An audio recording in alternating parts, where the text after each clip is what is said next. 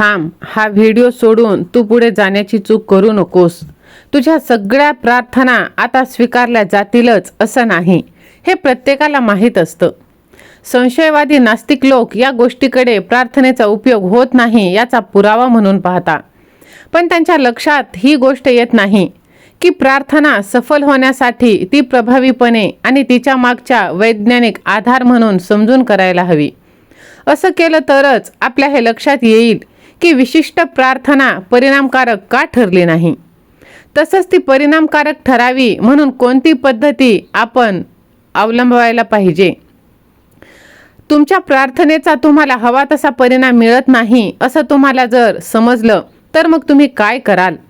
अशा अपयशामागची प्रमुख कारणं तुम्ही समजून घ्यायला हवीत आणि ती आहेत आत्मविश्वासाचा अभाव आणि अतिप्रयास.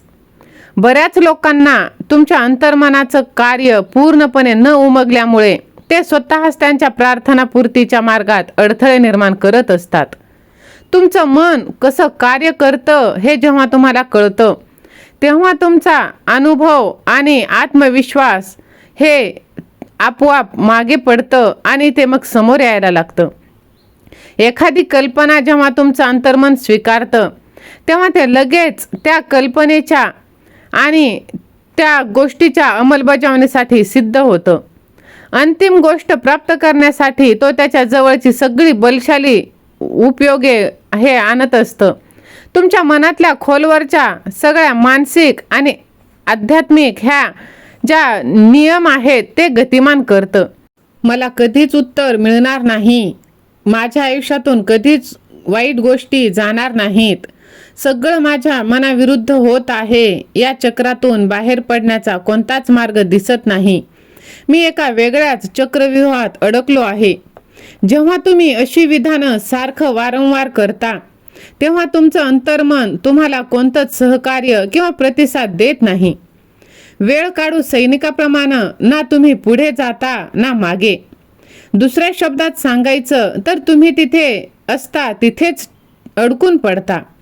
कल्पना करा, तुम्ही एखाद्या टॅक्सीत बसला आहात आणि ड्रायव्हरला 10 वेगवेगळ्या जागी न्यायला सांगितलं तर तो पूर्णपणे गोंधळून जाईल. द्विधा मनस्थितीत असल्यामुळे तुम्हाला नेमकं कुठं जायचं आहे हे न कळल्यामुळे शक्य आहे की तो तुम्हाला कुठंतरी घेऊन जायला नकार देईल. जर त्यानं तुमच्या सूचना पाळायचा प्रयत्न केला तरी शक्यता हीच राहील त्याला ते करता येणार नाही. अशा परिस्थितीत तुम्ही कुठं जाऊ शकाल हे त्या ईश्वरालाच ठाऊक. अंतर्मनाच्या प्रचंड शक्तीकडून काम करून घेणं सुद्धा असंच आहे. आधी तुमच्या मनात एक सुस्पष्ट कल्पना विचार हे असायला पाहिजे.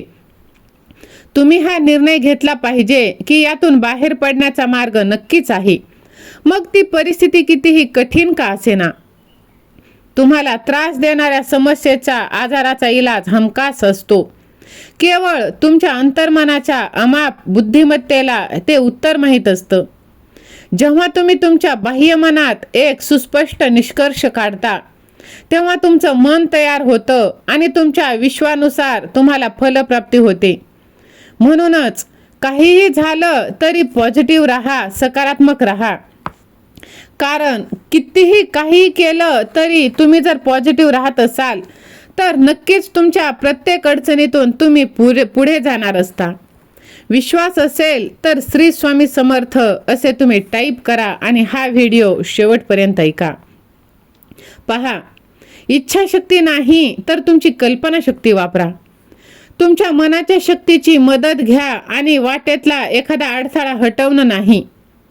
कधी खूप प्रयत्न करून सुद्धा तुम्हाला चांगले परिणाम मिळत नाही आणि खूप अतिप्रयत्न करून सुद्धा तुम्हाला ते परिणाम मिळत नाही. इच्छाशक्तीचा वापर मुळीच करू नका. त्याऐवजी इच्छित परिणामांचा आणि त्यामुळे निर्माण होणाऱ्या मुक्तीच्या स्थितीचं प्रतिमाचित्र कल्पनेत साकार करा.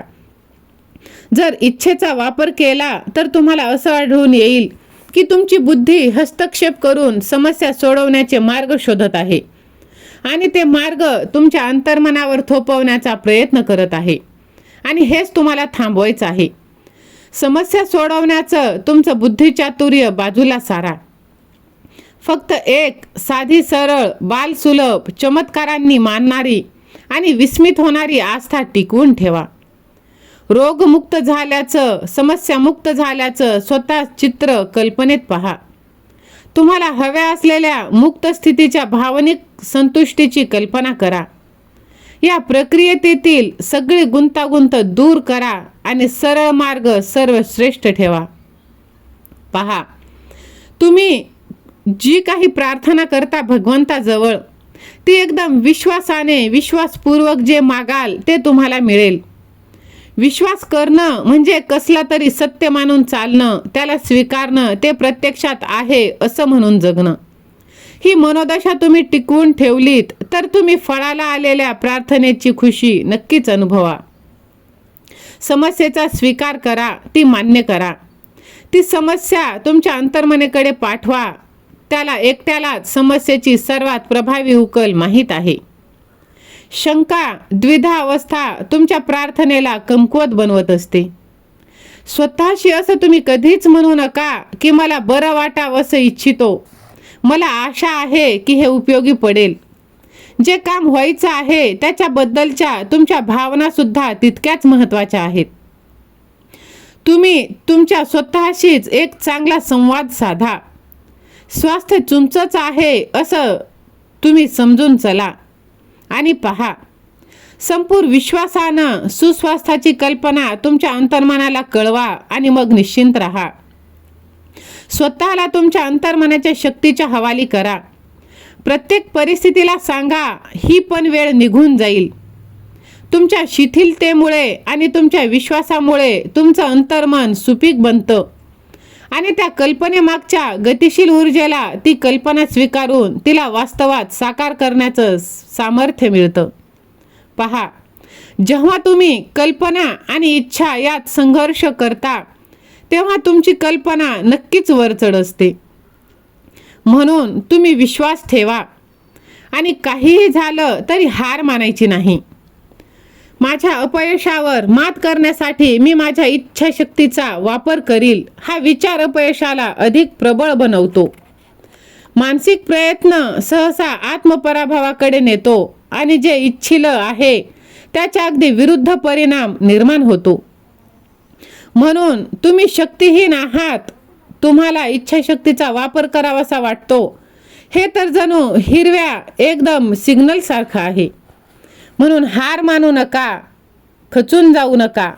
आजची परिस्थिती कायम राहणार नाही. फक्त सकारात्मक राहा, पॉझिटिव्ह राहा.